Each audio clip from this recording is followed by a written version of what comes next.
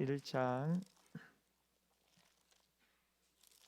1절에서 5절까지 말씀 같이 보겠습니다. 데살로니가전서 1장 1절에서 5절까지 제가 한 구절 읽고 여러분들이 또 한 구절 읽겠습니다. 신약성경 328페이지입니다. 바울과 실로아노와 디모데는 하나님 아버지와 주 예수 그리스도 안에 있는 데살로니가인의 교회에 편지하노니 은혜와 평강이 너희에게 있을지어다.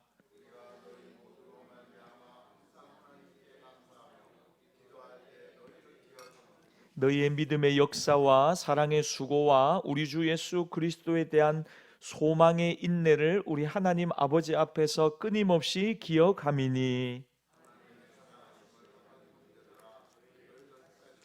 함께 읽습니다. 이는 우리 복음이 너희에게 말로만 이른 것이 아니라 큰 확신으로 된 것임이라. 우리가 너희 가운데서 너희를 위하여 어떤 사람이 된 것은 너희가 아는 바와 같으니라. 아멘. 하나님의 은혜와 기도 응답 있는 예배 되기를 예수님의 이름으로 축복합니다. 여러분 가끔 가다가 신앙생활을 오래 하셨지만 구원의 확신이 없는 분들을 만날 때가 있습니다. 그러면서 이런 고민을 하죠. 내가 정말 구원받은 것이 맞는가? 여러분 저 같은 경우도 모태신앙이거든요. 여러분 모태신앙은 이제 뭐 안 좋은 이야기들이 모태요 신앙이라든지 별의 안 좋은 이야기들이 많잖아요. 그런데 여러분 모태신앙에 좋은 점이 있습니다. 그게 뭐냐면 늘 한결 같습니다. 늘 한결, 좋은 의미입니다, 여러분. 늘 한결같이 변함없이 그 모습 그대로 이제 여전히 신앙생활을 하는 거죠. 근데 여러분 모태신앙에 있어서 뭔가 뜨거움이 없는 경우들이 있거든요. 왜냐하면 너무 익숙해요. 어릴 때부터 이제 교회에서 자랐거든요. 그러다 보니까 늘 찬양하고 말씀 듣고 기도하는 게 익숙하다 보니까 그러니까 뭔가 좀 감동이 없는 거죠. 뜨거움이 없는 거예요. 그러면서 자연스럽게 드는 생각이 고민이 뭐냐면 내가 정말 구원받은 거 맞아? 내가 지금 죽더라도 내가 정말 천국에서 눈을 뜰 수 있는가? 여러분 이런 고민들을 하는 분들이 있습니다. 여러분 그럼 제가 그런 분들을 만나 상담을 하면 꼭 이렇게 한번 묻습니다. 목사님 제가 구원받은 것을 확실하게 알 수 있는 방법이 있습니까? 이렇게 묻거든요. 그러면 제가 이렇게 대답을 합니다. 예, 있습니다. 내가 구원받았는가 안 구원받았는가 확실하게 아주 정확하게 쉽게 아는 방법이 하나가 있습니다. 그러면 목사님 그게 뭡니까? 얘기를 해 주십시오. 내가 구원받았는지 안 구원받았는지 헷갈릴 때가 많습니다. 그러거든요. 그럼 제가 이렇게 이야기를 합니다. 묻습니다. 예수님이 나를 위해 죽어주셨다는 사실이 믿어지십니까? 아멘 안 한 분들도 대답한 거예요. 그러니까 여러분 그렇게 탁 묻는데 예, 그게 정말 믿어집니다. 그러면 제가 이러죠. 그러면 구원받았습니다. 예수님이 내 죄를 위해 나를 위해 십자가를 지셨다는 사실이 믿어지는 것, 그게 구원입니다. 구원. 왜 그것이 구원의 기준이 되느냐? 예수님이 나를 위해 십자가를 지시고 죽으셨다는 것, 이거 인간의 이성으로는 절대로 이해할 수가 없는 사실이거든요. 사람들이 머리가 나쁘고 이해력이 부족해서 예수님이 날 위해 십자가 죽었다는 사실을 안 믿는 게 아닙니다. 부활절도 어릴 때 한 번 나왔고 크리스마스 때도 한 번씩 나왔고 예수님이 교회 여러분 길가를 다니면서 예배당 보면 십자가 서 있는 거 사람들 다 보고 예수님이 그 십자가에 죽었다는 사실 다 압니다. 하지만 그 사실이 와닿지 않고 믿어지지 않는 것입니다. 그러니까 자연인인 인간은 납득이 안 되는 것입니다. 하나님이 뭐 하려고 이 땅에 내려와서 내 죄를 위해 죽어? 뭐에서 걸리냐면 내가 죄인이라는 것에서부터 딱 걸리는 겁니다. 내가 왜 죽을 죄인이야? 그러니까 내가 안 아픈데 왜 의사가 필요하냐 이 말이죠. 많이 아픈 사람한테 의사가 가야지 아이고 잘았습니다 이러지. 내가 하나도 안 아픈데 난 의사 필요 없다고 하는 사람에게는 이게 도무지 이해가 안 되는 것입니다. 그런데 여러분 이 사실이 깨달아질 때가 있습니다. 여러분 언제입니까? 성령님이 역사하실 때입니다. 여러분 고린도전서 12장 3절에 보니까 누구든지 성령이 아니고서는 예수님을 주라고 고백할 수 없다고 이야기하거든요. 근데 여러분들이 하나님을 아버지라고 오늘 고백하고 또 예수님을 주라고 고백하는 것, 강력한 성령님의 임재와 역사가 여러분들의 심령에 있는 줄 믿습니다. 반드시 성령이 도와주셔야 된다는 겁니다. 그러므로 예수님이 내 죄 위에 십자가 지셨다는 것이 좀 흐릿하지만 믿어진다는 것, 그건 여러분 성령님이 내 안에 역사하셨다는 것이고 하나님의 구원이 내게 왔다는 것임을 여러분 믿으시기 바랍니다. 여러분, 나는 정말로 하나님의 자녀로 택하심을 받은 구원받은 백성인가? 여러분, 우리 오늘 설교 제목을 같이 한번 읽어보겠습니다. 시작. 우리를 하나님. 오늘부터 데살로니가 전서를 우리 짧게 한번 살펴보도록 하겠습니다. 데살로니가 전서를 한번 다 살펴보고, 또 여러분, 저는 여러분들이 수요 예배 우리 조직 신학을 좀 배웠으면 좋겠습니다. 조직 신학 가장 기본적인, 그렇다고 해서 뭐 어렵고 이제부터 목사님이 공부하는구나, 그게 아니고 성경의 엑기스를 좀 정리해 가지고 배울 수 있는 기회가 있으면 좋겠는데, 제가 생각해 보니까 수요일 오시는 분들이 그래도 우리 교회 거의 엘리트들이시고 핵심이시고 가장 성령 충만하고 중요한 분들이시거든요. 그래서 물론 제가 또 금요일에도 또 이야기할 건데, 여러분 어쨌든 수요일 날 여러분들이 믿음을 잘 좀 체계화시키고 정리하는 은혜의 시간이 또 계속해서 좀 준비되었으면 좋겠습니다. 그 전에 여러분, 우리가 오늘 데살로니가 전서를 한번 살펴보도록 합시다. 여러분, 이 과정을 통해서 우리의 신앙, 이 데살로니가 전서에서 중요한 것은 종말론이거든요. 종말론. 우리가 이 땅을 여러분, 정말 우리가 살아가는 시대가 말세입니다. 말세 지말입니다.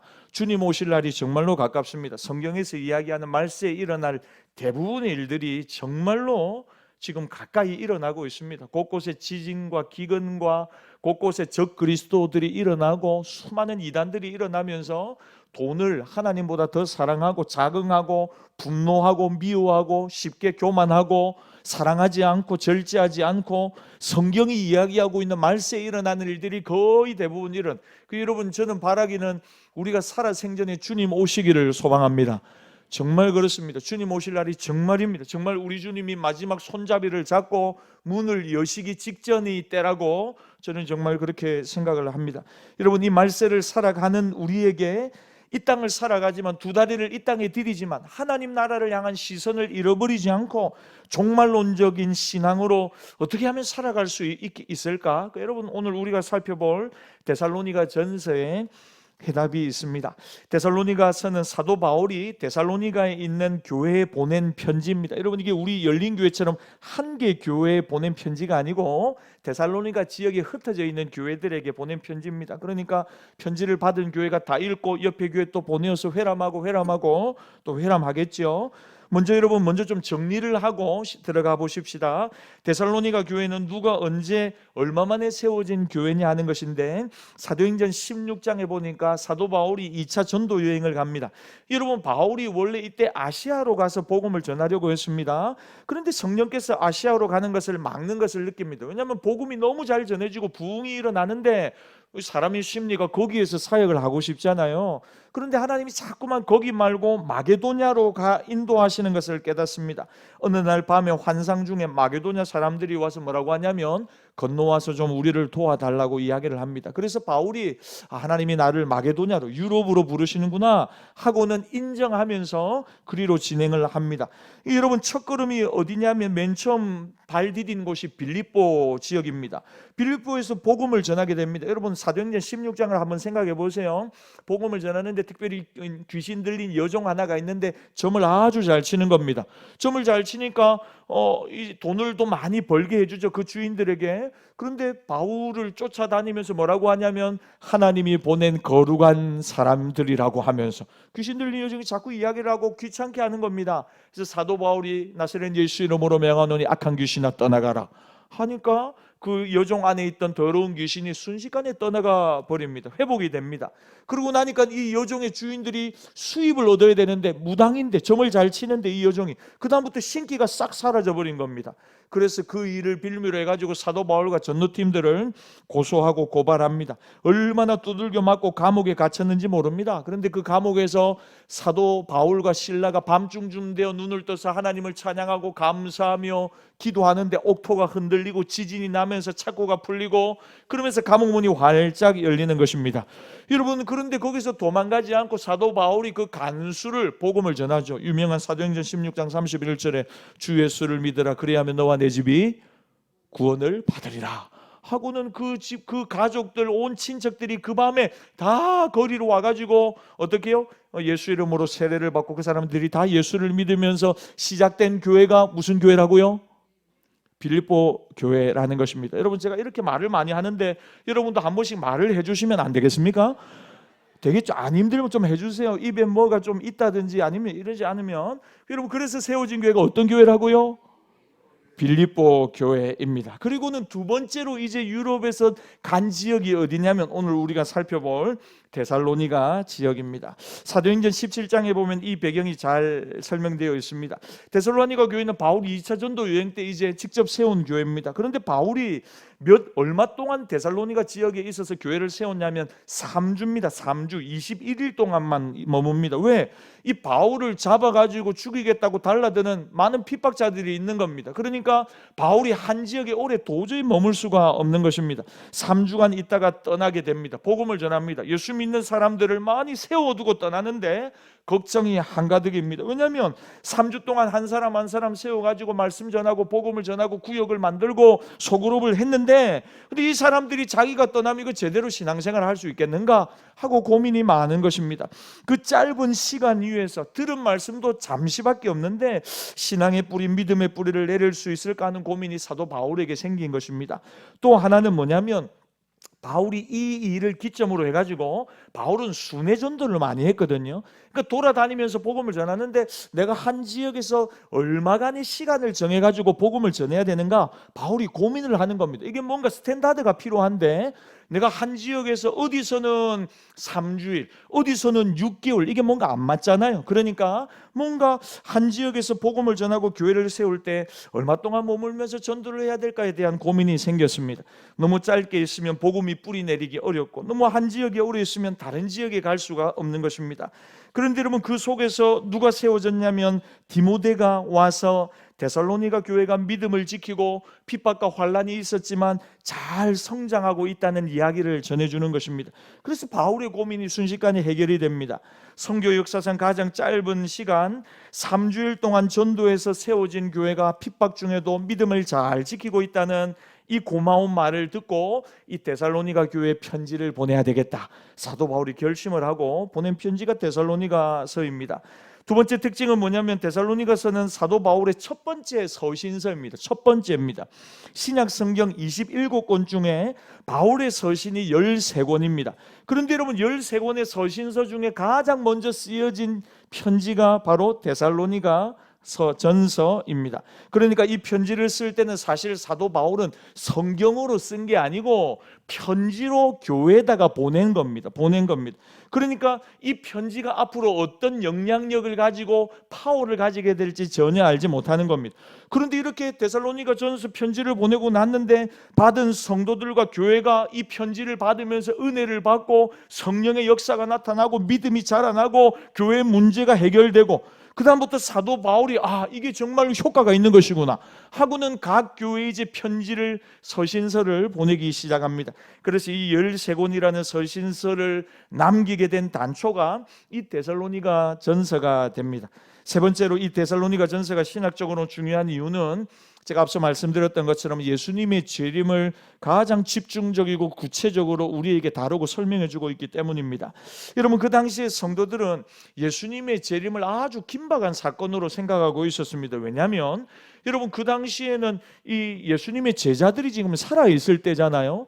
그러니까 예수님이 500명의 제자들에게 보이시면서 구름 타고 올라가시는 것을 많은 사람들이 봤잖아요. 지금 살아있거든요. 태반의 사람들이. 그러니까 이 사람들이 어떻게 생각하냐면 예수님이 구름 타고 올라가면서 뭐라고 했습니까? 내가 올라간 그대로 다시 너희들에게 속히 올 것이다, 이러셨거든요. 그러니까 사람들이, 제자들이 어떻게 생각하냐면 예수님이 속히 온다고 했다, 예수님 빨리 온다고 했다.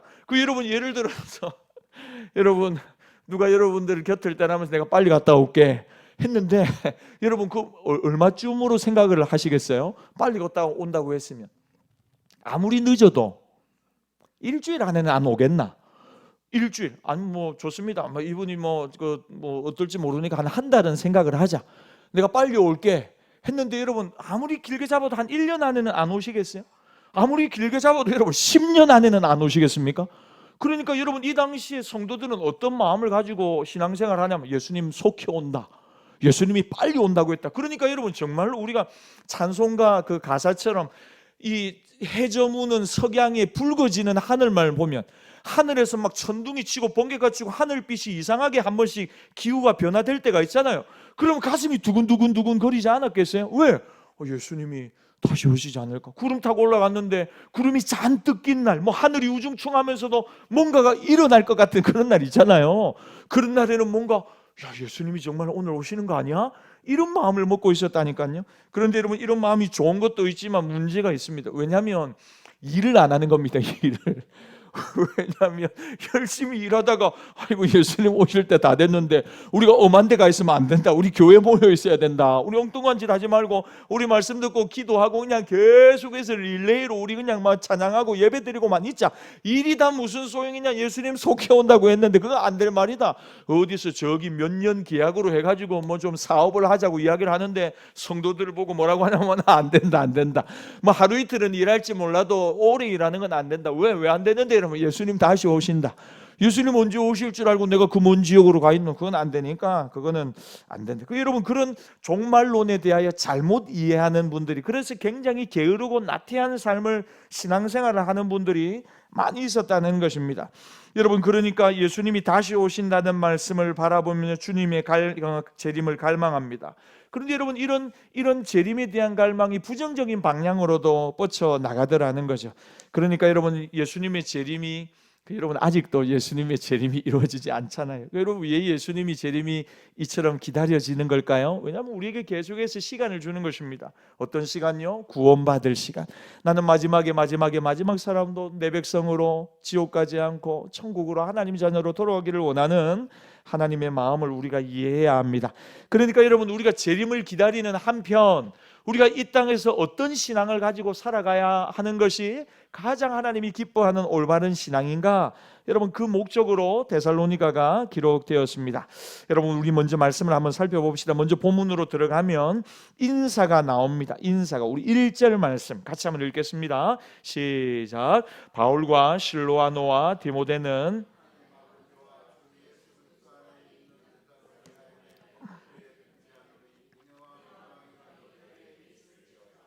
여러분, 먼저 바울과 실로아노와 디모데, 발신자의 이름을 밝힙니다. 누가 편지를 쓰는가? 그들이 누구에게 편지를 쓴다고요? 데살로니가인의 교회에 편지한다 하고 수신자들이 나옵니다. 그 다음에는 뭐라고 하냐면 1절 말미에 은혜와 평강이 너희에게 있을지어다. 여러분, 이건 히브리식으로 이 성도들이 서로가 서로를 축복하는 내용입니다. 근데 여러분, 축복하는 내용이 뭐냐면 저를 한번 따라해 보십시오. 은혜와 평강이 너희에게 있을지어다. 여러분, 은혜는 뭐냐면 카리스인데 이건 거저주는 사랑입니다. 위로부터 내리는 자격 없는 자에게 부여되는 말할 수 없는 사랑, 그게 은혜입니다. 은혜가 뭐라고요? 받을 수 없는데 거저주시는 사랑이 여러분 은혜입니다. 평강은 뭐냐? 은혜를 받은 자에게 하나님이 나타나는, 마음에 나타나는 결과가 뭐냐? 평강입니다. 저는 여러분들이 오늘 받을 수 없는 하나님의 사랑, 그 은혜로 충만하시기를 바랍니다. 여러분들이 은혜 받으면 여러분의 마음이 어떻게 된다고요? 평강으로 충만하게 되는 것입니다. 하나님과의 사이에서 화목하게 된 관계에서 오는 말할 수 없는 평화, 하나님만이 주실 수 있는 진정한 평화를 평강이라고 합니다. 여러분, 정말 우리에게 은혜와 평강이 필요합니다. 돈도 필요하고 건강도 필요하지만 가장 절실한 것, 근본적으로 하나님의 은혜가 필요하고 자격 없는 자에게 베푸시는 하나님의 사랑이 있어야 우리가 하나님께로 나아가 그분의 얼굴을 배울 수 있습니다. 그리고 거기서 오는 하나님과의 평화 속에 이루어지는 말할 수 없는 위로, 여러분, 이 두 가지가 있어야 인생은 충만해지는 것입니다. 날마다 하나님의 은혜와 평강이 여러분의 가정 위에, 여러분의 삶 위에 부어지기를 바랍니다. 여러분, 아무리 많은 것을 가지고 있어도 은혜가 없으면 예수 믿는 사람은 말짱 꽝입니다. 평강이 없으면 사는 게 사는 것 같지 않습니다. 이 세상은 각박하고 불안하고 기댈 곳이 없습니다. 그러나 여러분, 하나님의 은혜가 임하고 하나님의 평강이 임하면 사는 맛이 생깁니다. 저는 여러분들이 아침에 눈을 떠서 정말 기쁨으로 하루를 시작하셨으면 좋겠습니다. 억지로 막 도살장에 끌려가는 소처럼 막 겨우겨우 가기 싫은 직장에 겨우, 이게 아니고 할렐루야를 외치면서 하나님이 나와 오늘도 함께 하신다. 그 하나님의 은혜와 평강이 내 마음속에 있다. 여러분 그렇게 믿음으로 고백하며 기쁘게 행복하게 하루하루 살아가는 것, 그 하나님이 주시는 축복이죠.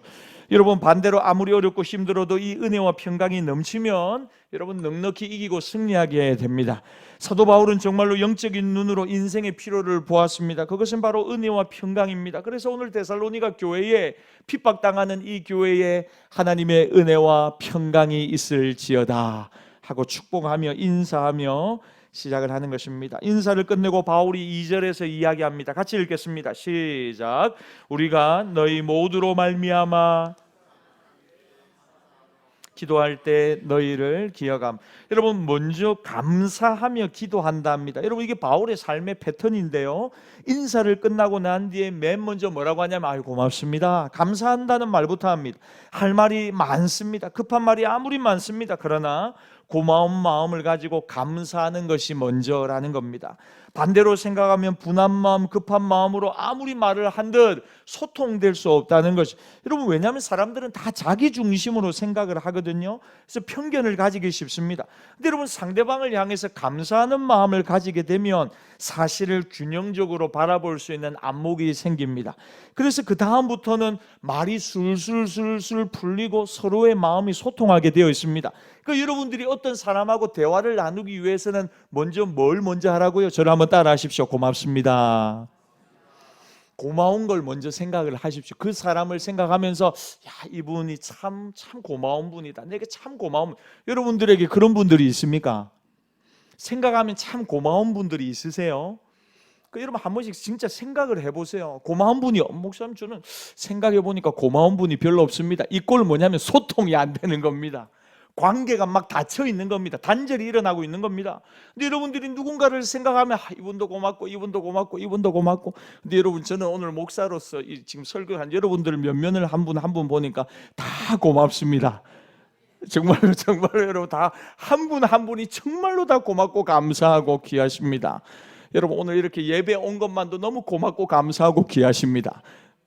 네. 근데 여러분 저만 그러면 안 되고 여러분들도 마찬가지로 누군가를 생각할 때 가장 먼저 어떤 마음이 들어야 된다고요? 고맙고 감사한 마음이 먼저 딱 들어야 된다고. 왜냐하면 그래야지 그 사람에 대해서 객관적으로 볼 수 있고 그 사람과 소통할 수 있게 된다는 것입니다. 여러분 그래서 아무리 바쁘더라도 감사하는 말부터 시작하라. 기도도 마찬가지입니다. 하나님 앞에 나와 기도할 때 급하게 말을 뱉지 마십시오. 그러면서 맨 먼저 뭐부터 하는 게 좋다고요? 자리에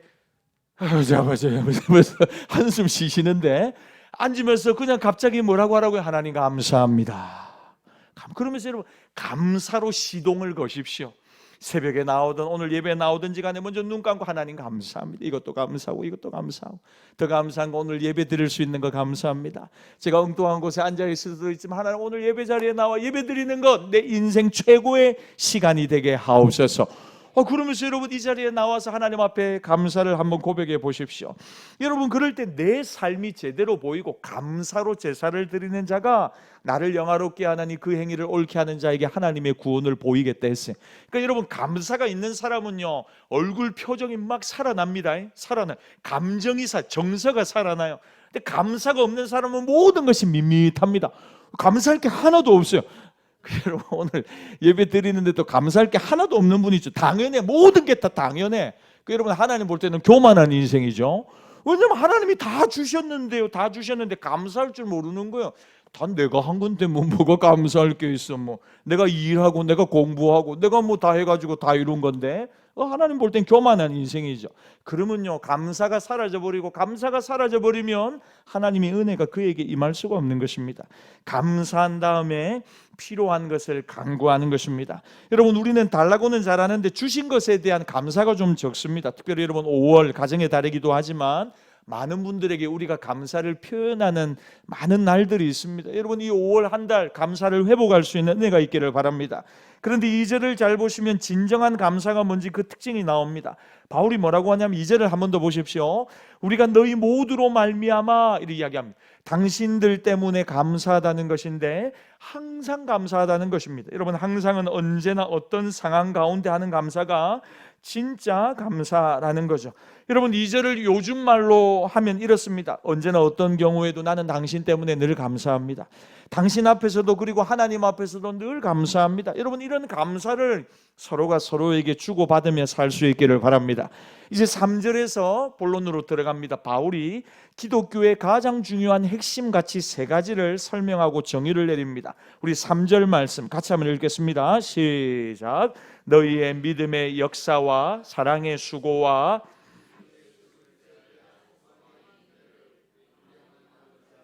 끊임없이 기억함이니. 여러분, 기독교의 3대 가치가 중요한 본질이 나옵니다. 그게 뭐냐면 동그라미를 한번 치세요. 믿음, 사랑, 소망, 세 가지를 이야기합니다.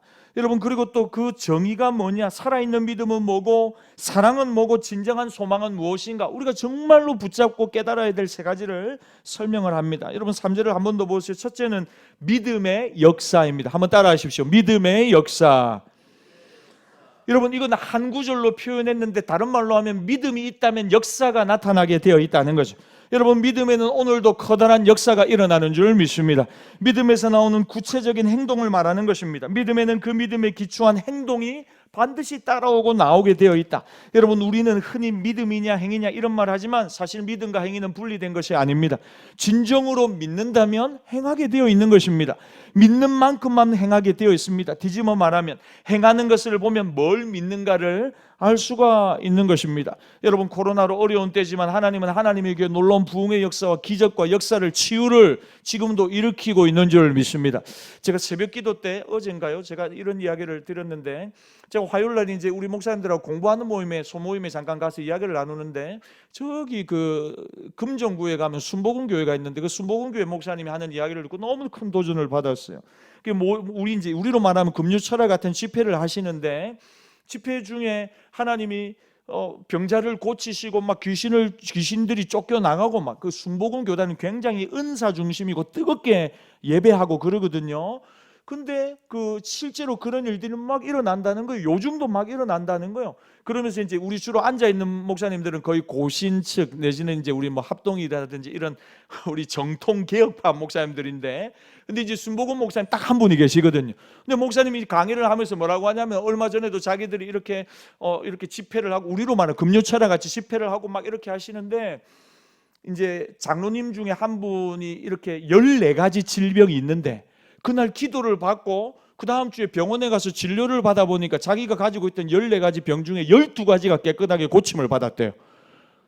너무 놀래가지고 이분이, 그러니까 우리 그 2개만 이야기하던데 혈압이 정상으로 또 돌아왔고 당뇨가 사라져 버렸대요.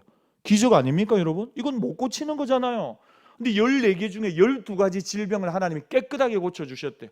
그 다음부터 이분이 이제 건축 관련된 업을 하시는 분이신데, 직원들도 한 100여 명 정도 있는 아주 중소기업 하시는 사장님이신데, 이분이 뭐 교회 무슨 일이든지 제일 1번으로 달려와가지고 목사님한테 하는 말이 늘 뭐라고 하냐면, 요즘 목사님 뭐든지 다 드리고 싶습니다. 늘 입에 그렇게 말하고.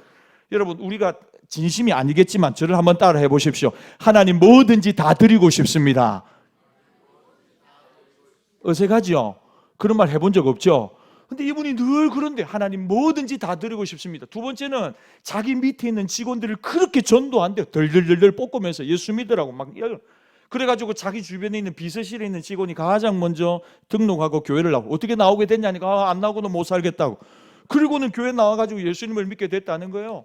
그러면서 이제 아직 기억에 남는데 이 순복음 목사님이 이런 이야기를 하시는 거예요. 여러분, 우리 집회 한번 와보시고, 목사님들한테 하는 이야기입니다. 뭐 귀신 이런 것들은 다 떠나갑니다.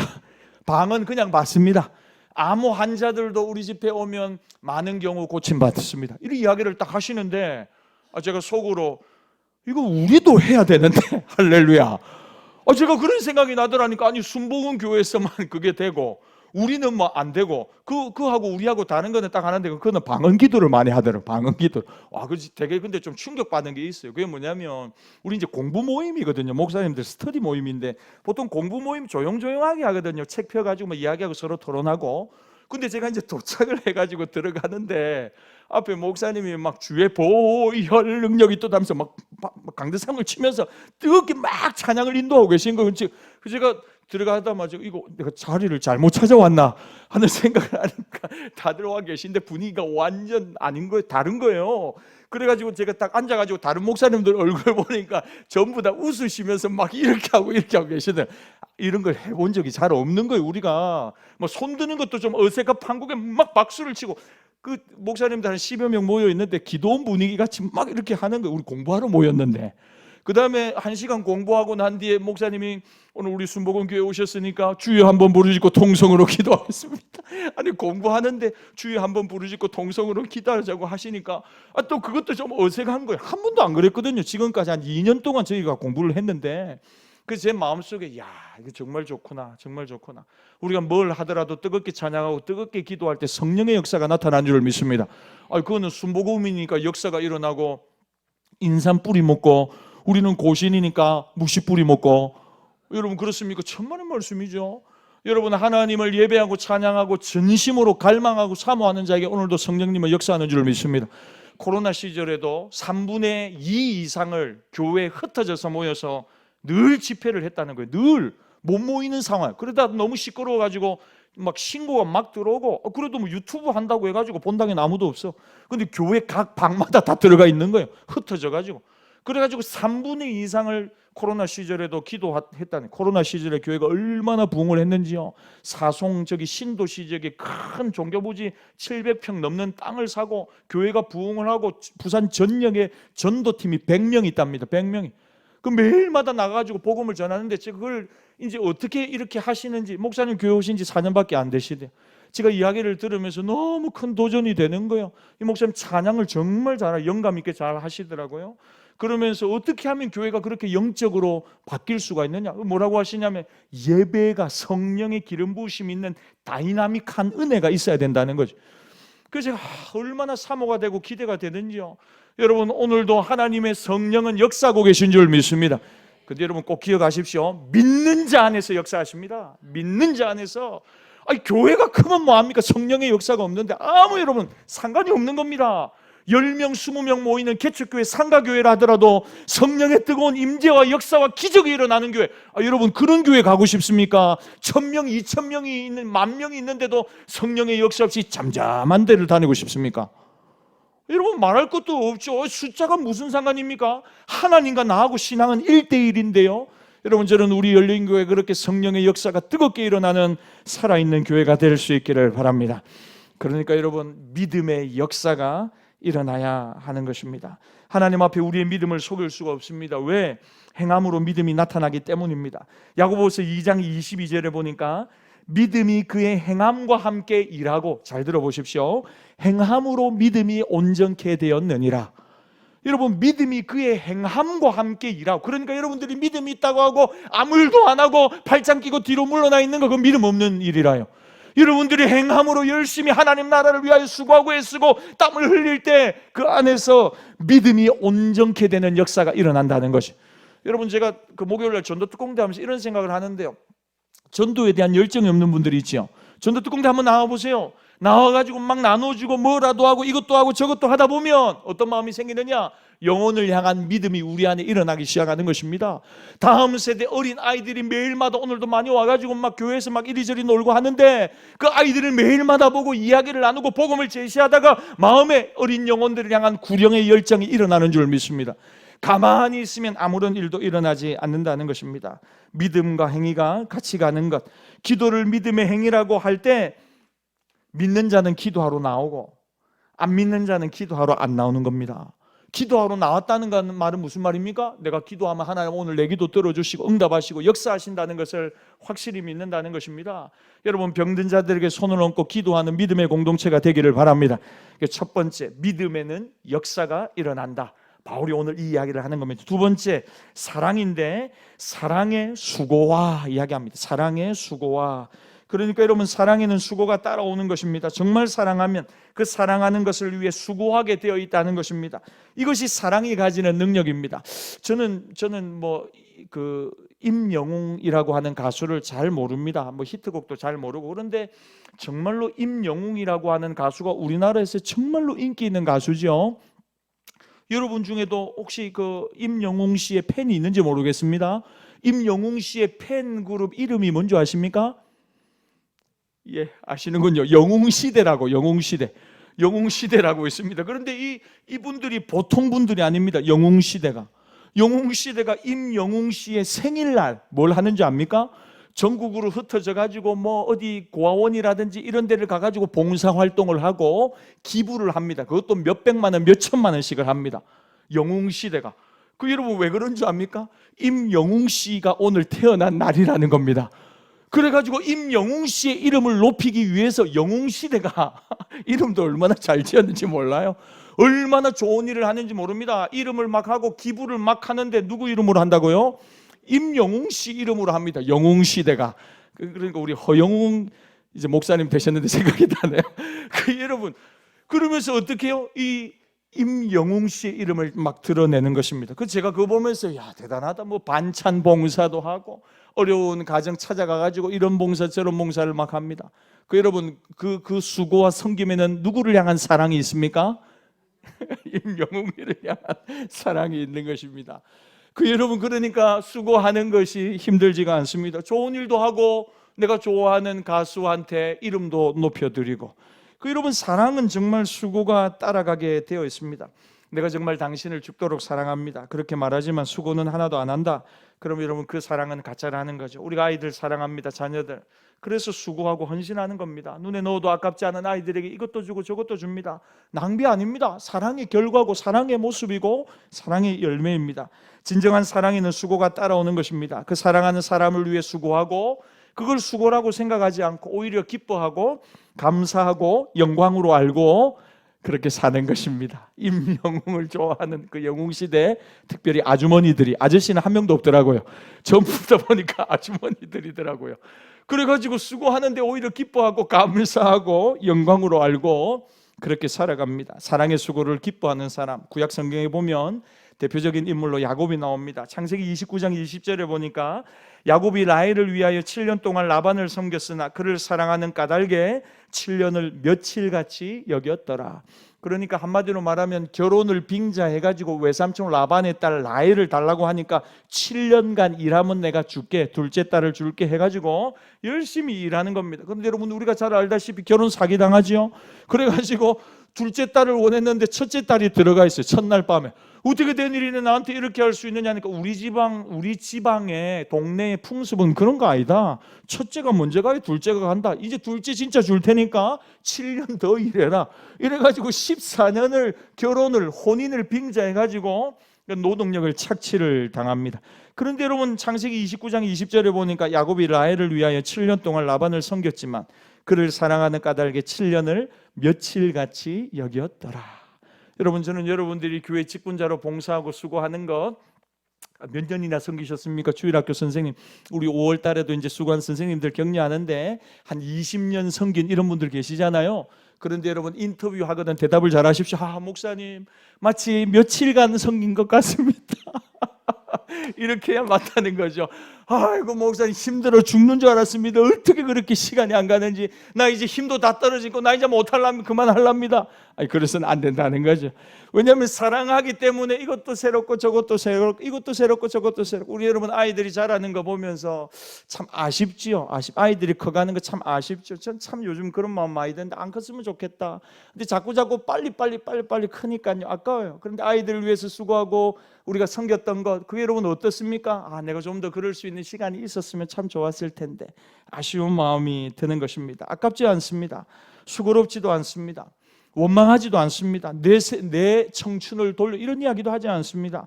수고를 기뻐하며 감당하는 것 여러분 그게 진짜 사랑이죠. 여러분 하나님을 사랑하십니까? 여러분 우리 하나님 사랑합니다. 우리 정말 하나님 사랑합니다. 여러분 하나님 사랑하면 아깝지가 않답니다. 하나님을 사랑하면 수고롭지도 않답니다. 제가 옆에서 보면 정말 수고로우시겠다 하는 분들이 계세요. 여러분도 안 그렇습니까? 우리 교회에서 신앙생활을 하시다 보면 저분 너무 수고하신다, 너무 수고로우시겠다 하는 분들 계시잖아요. 어떻게 저렇게까지 하실 수 있으실까? 참 귀찮으실 텐데 힘드실 텐데 하는 마음이 드는 분들이 있거든요, 옆에서요. 그런데 여러분 그분들의 마음에는 뭐가 있냐면 하나님을 사랑하는 마음이 있는 거죠. 하나님은 다른 사람이 하기 못한 다른 사람이 생각지도 못하는 그 일을 자원해서 하시는 분들의 마음속에는 뭐가 있느냐면 하나님을 뜨겁게 사랑하는 마음이 있다는 것입니다. 그 수고의 원동력이 무엇인가? 그건 하나님 사랑입니다. 하나님을 사랑하고 교회를 사랑하는 것입니다. 그렇다고 해서 누가 알아줍니까? 그렇다고 해서 누가 물질로 보상을 해줍니까? 월급을 줍니까? 그런 것도 없습니다. 사랑하는데 수고하는 것을 당연한 것으로 압니다. 자랑스럽게 생각합니다. 즐거운 마음으로, 기쁜 마음으로 그 일을 감당하는 우리 권사님, 장로님, 집사님을 배우면 고개가 숙여지죠. 너무너무 감사하는 마음이 듭니다. 그런데 만약 내 마음속에 어떤 일을 하면서 자꾸 불평하는 마음이 생깁니다. 눈에 자꾸 거슬리는 것이 교회 오는데 보입니다. 그건 무슨 말이냐? 내 사랑이 병들었다는 것입니다. 하나님을 향한 내 사랑이 뜨거움을 점점 더 잃어버리고 있다는 것입니다. 하나님 대신에 누구 사람이 자꾸만 여러분의 눈에 들어오고 자꾸만 눈에 밟힌다면 하나님 사랑이 문제가 생겼다는 것입니다. 그때는 누구를 원망할 것이 아니고 빨리 깨달아야 합니다. 하나님 앞에, 하나님, 내 사랑이 지금 조금 병들었습니다. 하나님, 제 마음을, 제 사랑을 회복시켜 주십시오. 주님, 나를 사랑하셔서 죽을 수밖에 없는 나를 구원해 주신 그 십자가의 사랑 고맙고 감사해서 오늘 내가 여기서 살고 있는데 하나님이 없으면 내가 어떻게 숨이라도 쉬겠습니까? 살 수나 있겠습니까? 가정을 이루었겠습니까? 결혼이 났겠습니까? 직장에 나가졌겠습니까? 건강하게 살았겠습니까? 모든 것이 하나님의 은혜인데, 하나님의 사랑인데, 하나님, 내가 지금 그 사랑을 잃어버리고 살아가고 있다면 주님, 다시 이 사랑을 회복시켜 주셔서 다시 기쁜 마음으로 주님의 일을 감당하게 하옵소서. 여러분, 이 고백이 우리 안에 다시 회복되어야 될 줄 믿습니다. 사랑의 수고를 회복하는 우리 모두가 되십시다. 마지막 세 번째로 소망의 인내입니다. 참 소망에는 뭐가 따라오냐면 인내가 따라온다는 것입니다. 참지 못한다는 것은 무슨 뜻인가? 내 안에 소망이 없다는 것입니다. 진정한 소망은 반드시 인내하게 되어 있습니다. 소망이 없는 인내를 뭐라고 하는지 압니까?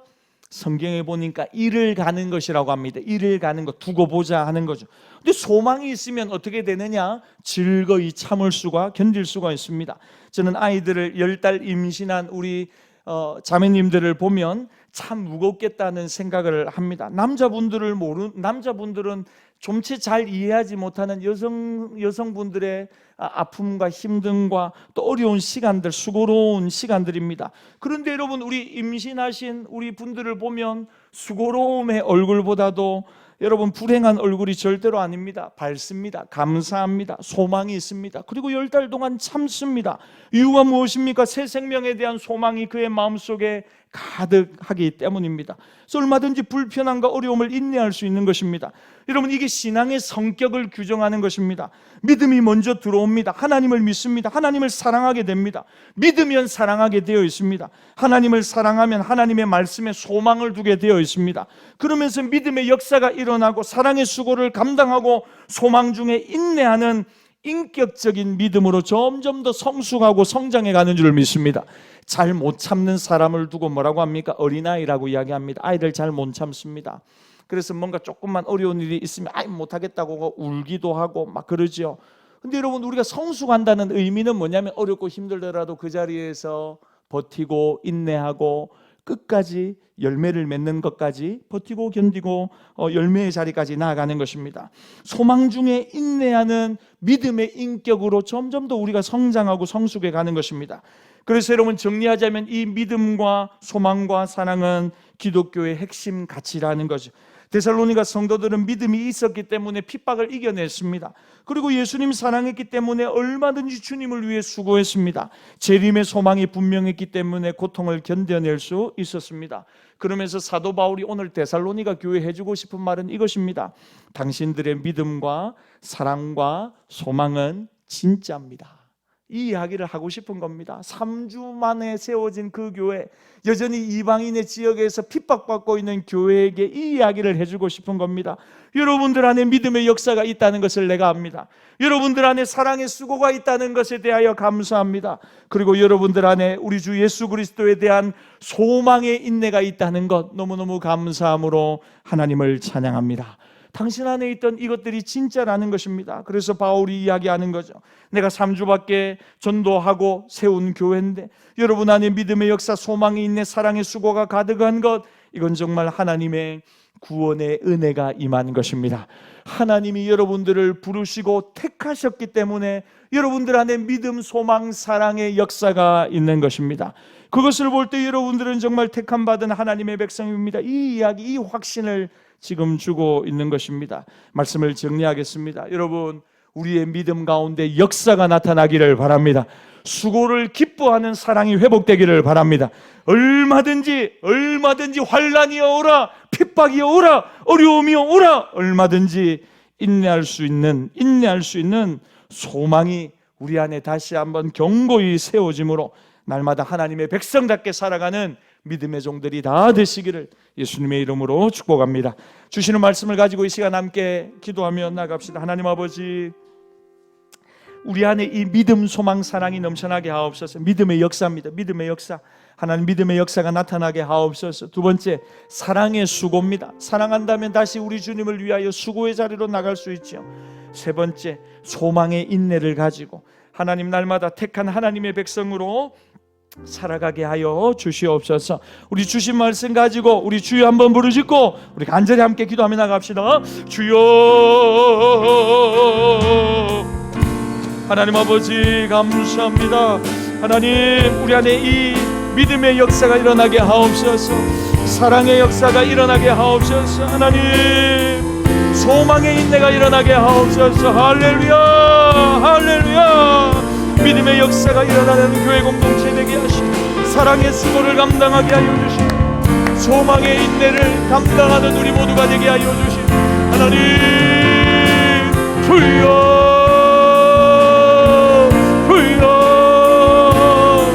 어제나 오늘이나 영원토록 동일하시는 믿음의 역사가 일어나고 사랑의 수고를 감당하게 하옵소서. 하나님, 소망 가운데 인내하게 하옵소서. 하나님, 우리의 사랑이 병들지 않게 하옵소서. 날마다 하나님 앞에 서 있게 하옵소서.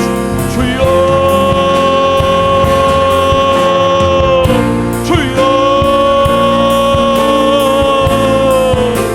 하나님 아버지,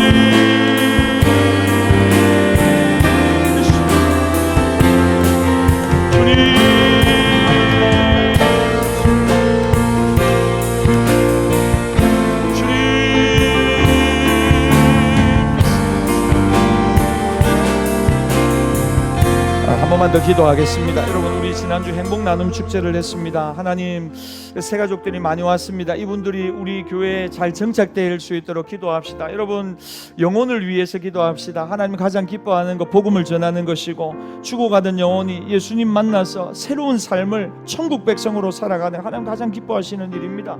여러분, 우리 안에 다시 한번 사랑의 수고를 회복하기를, 믿음의 역사를 회복하기를, 소망의 인내를 회복하기를, 하나님 죽어가는 영혼 살리는 개인과 가정과 우리 교회 되게 하여 달라고 지난주에 왔던 우리 모든 새가족들 이번 주 예배 가운데 나올 수 있도록 주님 역사하여 주시옵소서. 우리 주여 한번 부르짖고 한 번 더 기도하며 나갑시다. 주여,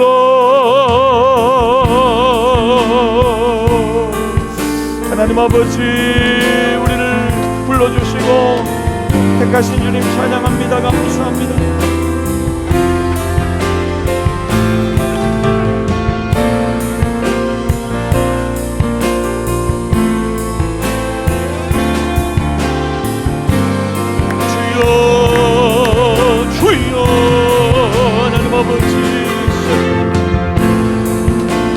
말씀하여 주시고 인도하여 일으켜 주시고 성령님 역사하여 주시고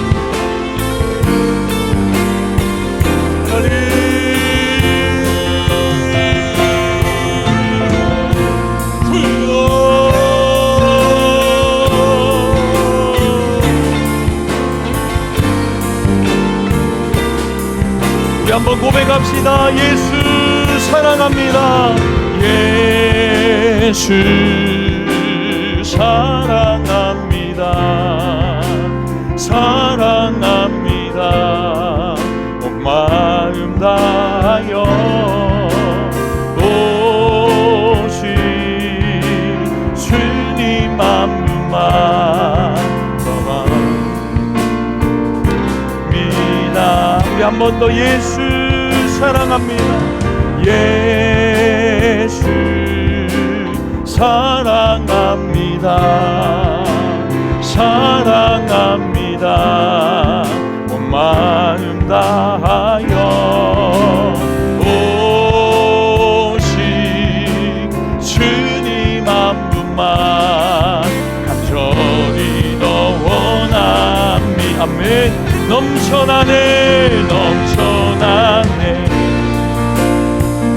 넘쳐나네. 주를 향한 내 속에 갈망이 주님께로 날 이끌어 주소서. 주님을 더 원합니다. 넘쳐나네 넘쳐나네 넘쳐나네.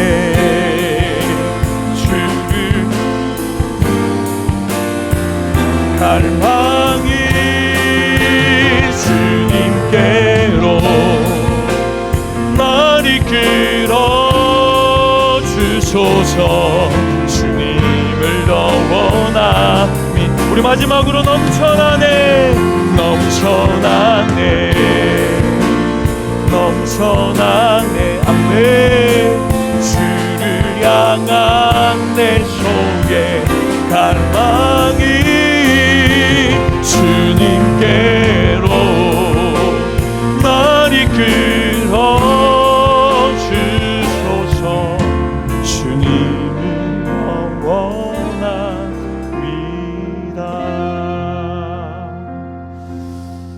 하나님, 우리를 부르시고 택하신 하나님을 찬양합니다. 하나님, 우리 안에 믿음의 역사가 있습니다. 사랑의 수고가 있습니다. 우리 열린교회 많은 성도님들의 모습 속에 소망의 인내가 있습니다. 하나님, 이것이 우리 안에 가득한 것을 볼 때 정말 하나님이 우리를 택하심을 깨닫습니다. 하나님, 날마다 하나님의 백성다운 이 믿음의 역사, 사랑의 수고, 소망의 인내가 우리의 삶 가운데 몸된 교회 공동체 안에 풍성하게 드러나고 나타나게 하여 주시옵소서. 하나님, 또한 바라는 것은 능력과 성령과 큰 확신이 날마다 각 사람의 심령에 부어지게 하옵소서. 내적인 부흥이 회복되게 하옵소서. 중요한 것을 붙들게 하옵시고 중요하지 않은 것은 툴툴 털어버리고 흘려보내고 내려놓을 수 있는 하나님 큰 믿음을 오늘 우리에게 허락하여 주시옵소서. 복음 안에 하나 되게 하여 주셔서 주님 오시는 그날까지 깨어있는 교회로, 성도로 하나님 앞에 귀하게 쓰임받게 하여 주시옵소서. 정말 종말의 시대를 살아가고 있습니다. 원수 마귀가 얼마나 무너뜨리려고 유혹하고 시험하고 우리를 흔드는지 모릅니다. 하나님, 날마다 말씀에 굳건하게 깨어있게 하여 주시고 악한 영들의 공격을 막아서게 하여 주시고 날마다 영적 전쟁에서 승리하는 우리 모두가 되게 하여 주시옵소서. 하나님이 지난주에 왔던 많은 새가족분들이 이번 주 예배 가운데 다시 나아올 수 있도록 은혜를 베풀어 주시옵소서. 말세 남종과 여종에게 부어주시기로 약속한 성령의 강력한 기름 부으심과 임재가 하나님 우리 교회 안에 풍성하게 일어나게 하여 주시옵소서. 지금은 우리 주 예수 그리스도의 은혜와 독생자를 주신 아버지 하나님의 변함없는 사랑과 성령님의 감동 감화로 권고하시는 은총이 날마다 믿음의 역사, 사랑의 수고, 소망의 인내로 하나님 백성다운 삶을 살아가기로 결단하는 모든 주의 백성들의 심령 위에 악기 위에 지금부터 영원토록 함께 있을지어다. 아멘.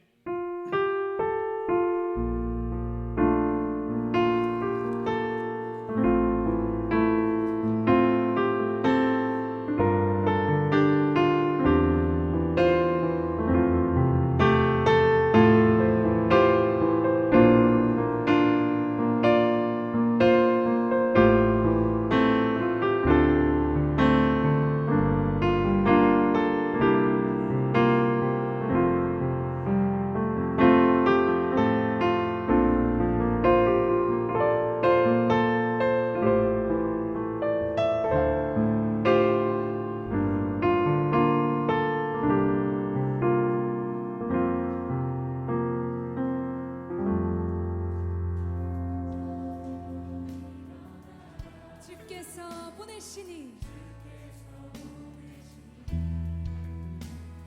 우리 부르신 삶의 자리에서 교회여 일어나라. 우린 세상의 빛 하나님의 편지 주의 교회